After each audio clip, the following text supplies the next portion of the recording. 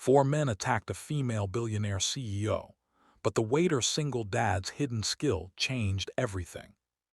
The storm outside hammered the windows of La Rivera, a warm, dimly lit restaurant where the scent of roasted garlic and buttered steak floated like a promise of comfort. Inside, everything seemed normal, soft jazz playing, waiters gliding between tables, until the moment the atmosphere shifted. It happened the moment Evelyn Hart, a billionaire CEO known for her steel-calm eyes and empire-building decisions, stepped in. People admired her success from afar, but no one knew how lonely she truly was, how exhausted her heart had become from a life built on battles. And yet, there she was, soaking wet from the rain, choosing a quiet corner table as if trying to disappear. But fate never lets people hide for long, especially not on the night when unseen danger walked in behind her. Four men, silent, coordinated, and carrying something far darker than rainwater on their jackets. And among all the people present, the only one who sensed something was wrong was a quiet waiter with tired eyes and a single dad's weary posture.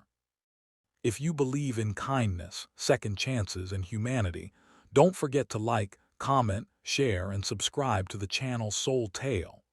It keeps us inspired to bring stories that touch hearts. No one in the restaurant knew his real name. Everyone just called him Rafi. He moved from table to table with a calm, almost forgotten grace, collecting plates with one hand while balancing a tray with the other. People only saw a polite waiter. They didn't see the man who once trained in close-quarter combat for a special security force. They didn't see the man who left that world after his wife died, choosing instead to work humble jobs, raise his daughter alone, and avoid violence forever. But instincts never die. As Rafi watched Evelyn Hart settle at her table, he sensed a strange tension, her breaths uneven, her fingers trembling ever so slightly as she opened her notebook. She looked like a woman carrying worlds on her shoulders, but it was the four men who entered next that made something cold coil in his stomach. They weren't customers. Their eyes weren't scanning menus, only exits. Their steps were too synchronized. Their hands stayed in their pockets too long. Rafi didn't know who they were, but he understood one thing instantly. They weren't here to eat. They were here for her. And while everyone else continued eating, unaware of the danger, Rafi began to watch every movement in the room as if he had stepped back into the life he tried so hard to leave. Evelyn Hart, lost in her notes, didn't notice anything. She was preparing for a harsh board decision, one that could cost thousands of employees their jobs or their futures. She hated these choices. Success had turned her into a symbol of power and perfection, but no one saw the guilt she carried or the nights she spent awake questioning herself.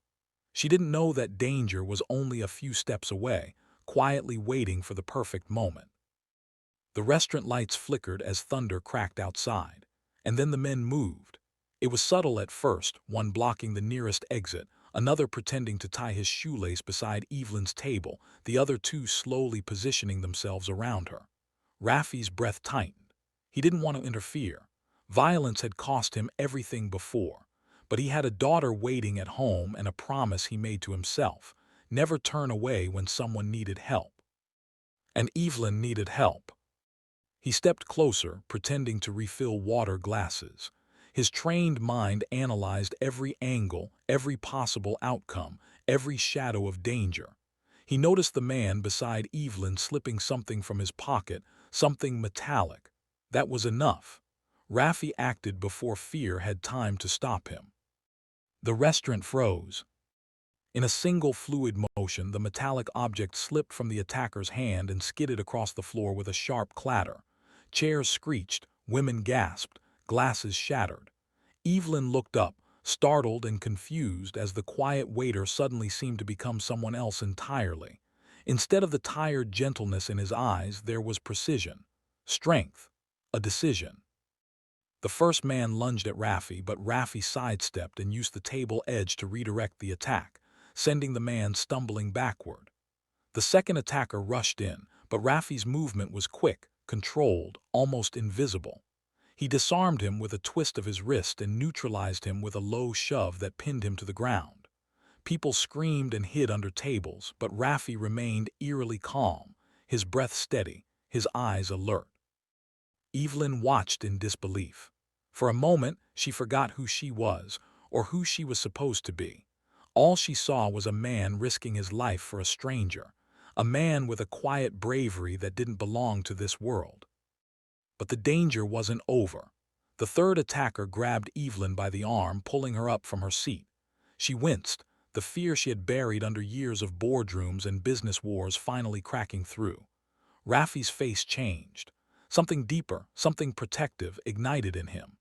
He lunged forward, grabbed a serving tray, and struck with precise force, knocking the attacker off balance and pulling Evelyn safely behind him. "Stay behind me," he said softly, not as an order but as reassurance, his voice steady, almost soothing. The last of the four men, the leader, wasn't reckless. He stayed back, observing, calculating. His cold eyes locked onto Evelyn, then on Rafi. "This isn't your fight," he hissed, but Rafi didn't respond. He simply shifted his stance, ready for whatever came next. The leader attacked with speed and strength far greater than the others. The fight was quick but intense, tables breaking, plates crashing, breaths sharp and heavy. But Rafi fought with purpose, not aggression.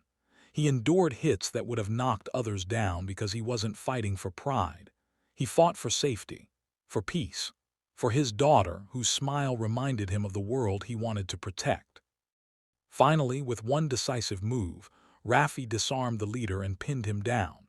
The restaurant fell silent except for the sound of rain and heavy breathing. People slowly emerged from hiding, shaken but safe. Evelyn looked at Rafi as if seeing him for the first time. Her voice trembled, her usual armor shattered. She thanked him, but the words felt too small. Gratitude wasn't enough. What he had done went far beyond heroism.